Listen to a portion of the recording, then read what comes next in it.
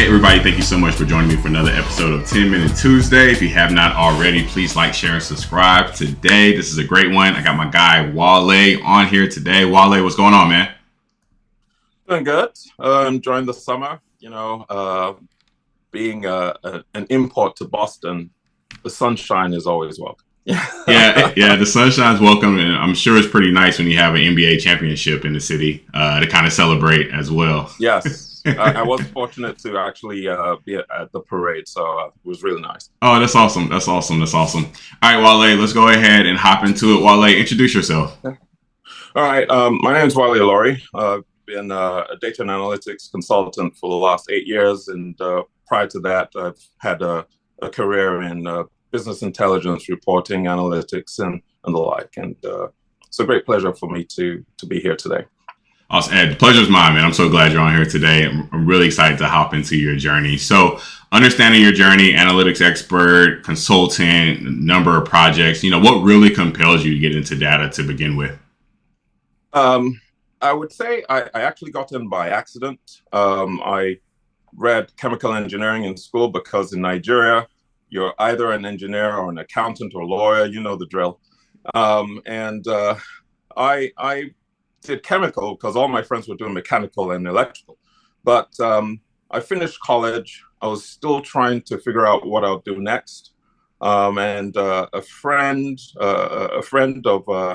of mine asked me to do a small job at a company he was working at. It was an oil company in Nigeria.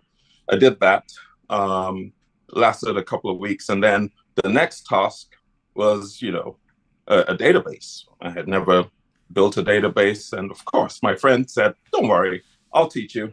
He was there for a day, and after that, I was on my own.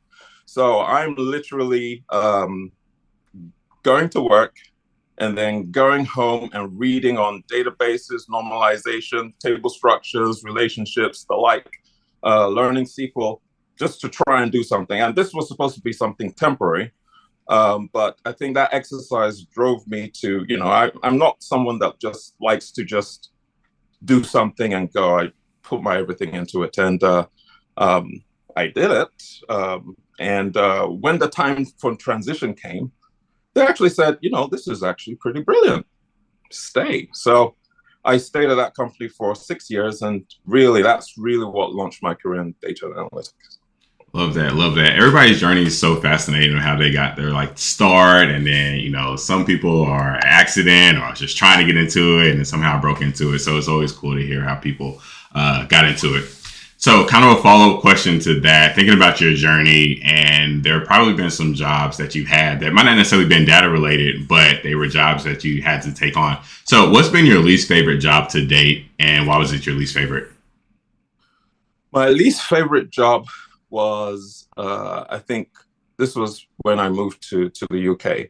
I was working in an agency that required me to do some basic Excel work, and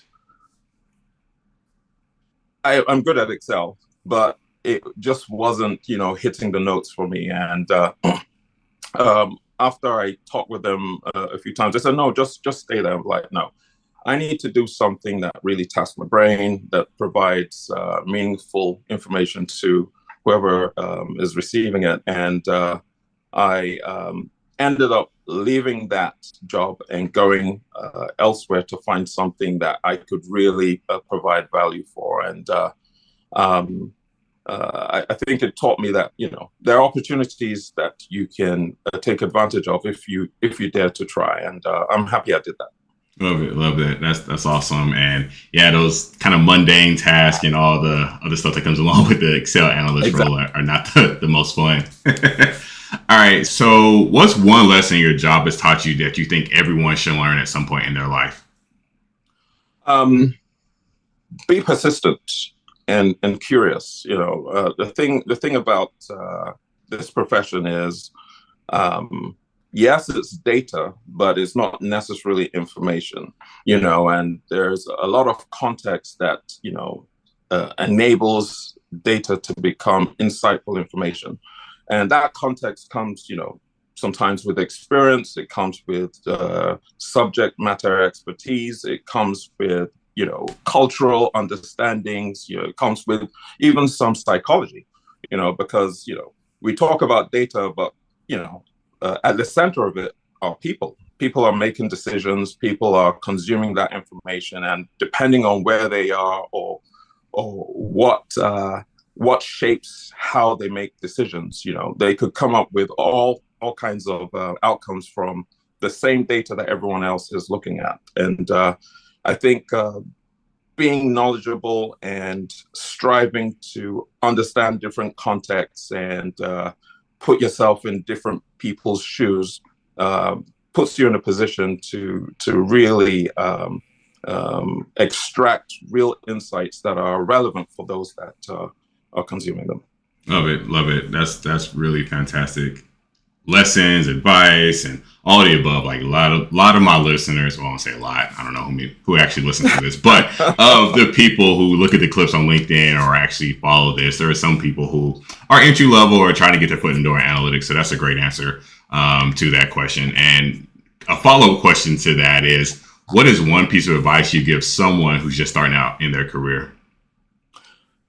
Starting out, try different things. What I always suggest to folks is find a community, talk to people.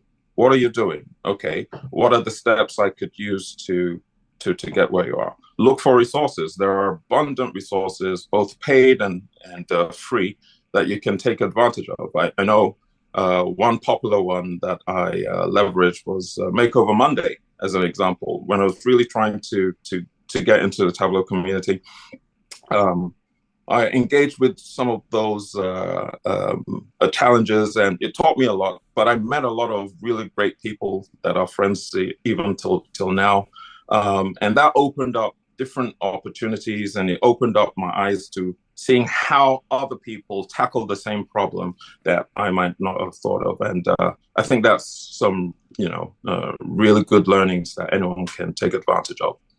Yeah, I love that. I've found in my personal career, and you hit it like directly on the head, people, your network, community, like connecting with actual human beings and being able to talk through different things and understanding where people are either at or where they're going or have access to line of sight to like some of the behind the scenes stuff that people don't talk about in the industry. And then the resources, because technology is always going to change. Like there's always going to improve. But if you have the appropriate resources to learn what the changes are or have a solid foundation, doing that consistently over time will be the difference maker in like your journey. So you were spot on with that, man. That was a fantastic answer. Thank you. Yeah, that's awesome. All right. So Wale, moving into the people side of things, tell me about the most influential people in your life and how they made an impact on you. You want me to name names? Yeah, go for it. Hey, it's your answer. Okay. Yeah. There's one name that readily comes to mind, and I fortunately met him a couple of weeks ago. That would be Nelson Davis. I'm sure you know him. Yeah, I met him at the conference for the first time. Okay. Yeah. Nelson's awesome. Yeah. So super smart guy, really nice gentleman, and really good at his craft. And had the pleasure of working with him on some projects, at my last company. And I was just fascinated, considering all the other things, he has to do. I learned so much from him. We'll, get to the client's office early in the morning. He's there figuring out how to unravel some of the knotty issues that we had to deal with. And, he was hands-on, and it taught me a lot about, how to, consult, because, consulting is not just, having technical expertise. It's knowing how to engage with the client and stakeholders, and really understanding what the problem is and addressing that, and even challenging the clients as well, because sometimes, they don't know everything, and you might have a perspective that actually turns out to be, a great outcome for them. And I really appreciate the leadership that he gave, and the many lessons that I learned from him. Awesome. Yeah, Nelson, he's a cool guy. He's real cool, Yeah. and he's running a great company and a great shop over there. And I like the philosophies of their company as well. They have like some really good like stuff. So awesome, man. Shout out to Nelson, man, if you're on here. Actually, I'm gonna get you on here, so I'm gonna reach out to you after this episode to get him on the podcast. But back to you, Wale, man. That's awesome. So Wale, where can listeners find you at online? Where can listeners find you at online? Oh, well, I am on LinkedIn. I'm on LinkedIn at Wailor. That's Wailor. And I am on Tableau Public. I'm working on a few other places. So I would say pay attention to LinkedIn. I'm pivoting towards doing more thought leadership and writing. I know I can write. I just never had the time to do it. So that's something I will be engaging in a lot more in the near future.